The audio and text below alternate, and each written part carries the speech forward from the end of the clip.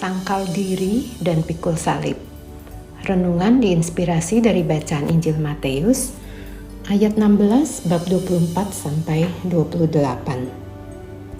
Lalu Yesus berkata kepada murid-muridnya, "Setiap orang yang mau mengikut aku, ia harus menyangkal dirinya, memikul salibnya, dan mengikut aku. Karena barang siapa mau menyelamatkan nyawanya, ia akan kehilangan nyawanya. Tetapi barang siapa kehilangan nyawanya karena aku, ia akan memperolehnya. Apa gunanya seorang memperoleh seluruh dunia tetapi kehilangan nyawanya? Dan apakah yang dapat diberikannya sebagai ganti nyawanya? Sebab anak manusia akan datang dalam kemuliaan Bapanya, diiringi malaikat-malaikatnya. Pada waktu itu ia akan membalas setiap orang menurut perbuatannya.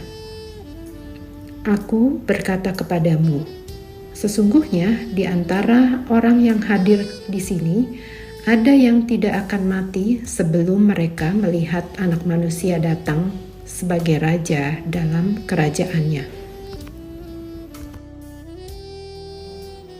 Sebelum perikop hari ini, Yesus menegur Petrus dengan keras, karena Petrus menempatkan pemikiran sendiri di atas apa yang dipikirkan oleh Allah. Matius 16 ayat 23. Seorang Petrus yang sebelumnya dipuji Yesus atas pengakuannya bahwa Yesus Sang Mesias berasal dari Bapa. Namun, kemudian ditegur Yesus karena pemikirannya sendiri. Pada dasarnya, manusia tidak mungkin memahami apa yang dipikirkan oleh Allah. Maka bisa dimengerti ajaran Yesus tentang sangkal diri, pikul salib, dan ikut aku ini menjadi ajaran yang amat sangat tidak mudah. Menyangkal diri adalah menempatkan kebenaran dan kehendak Allah lebih tinggi daripada keinginan pribadi. Keinginan daging tentunya hal yang menguntungkan, menyenangkan, dan baik menurut pandangan manusia. Namun, belum tentu sesuai kehendak Tuhan. Penyangkalan diri memerlukan pertobatan terus-menerus. Kerendahan hati dan kasih menjadi dasar dari pertobatan. Menyangkal diri berarti menyalipkan keinginan daging, melepaskan arah, dan pencarian pemenuhan diri pribadi pada pemenuhan kehendak Allah atas hidup kita.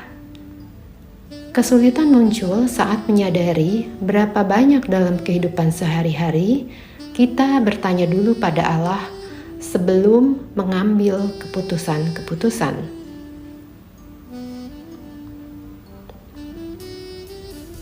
Memikul salib adalah tidak hanya di dunia ini, tapi sampai di kehidupan kekal nanti. Tuhan Yesus bicara tentang kedatangannya yang kedua, sebab Anak Manusia akan datang dalam kemuliaan Bapanya, diiringi malaikat-malaikatnya. Pada waktu itu, ia akan membalas setiap orang menurut perbuatannya. Matius 16 ayat 27. Vlog dari seorang YouTuber yang sempat viral menuliskan judul sensasional. Seorang selebriti cantik siapkan kondom untuk suami saat mau pergi dengan pacar. Ketika ditanya bagaimana dia bisa bertindak seperti itu, selebriti yang punya pengalaman di jamah Tuhan secara pribadi ini kurang lebih mengatakan, Tuhan yang suruh. Rasanya tidak habis pikir, kenapa seorang istri yang disakiti habis-habisan bisa melakukan ini untuk suaminya? Bagaimana caranya?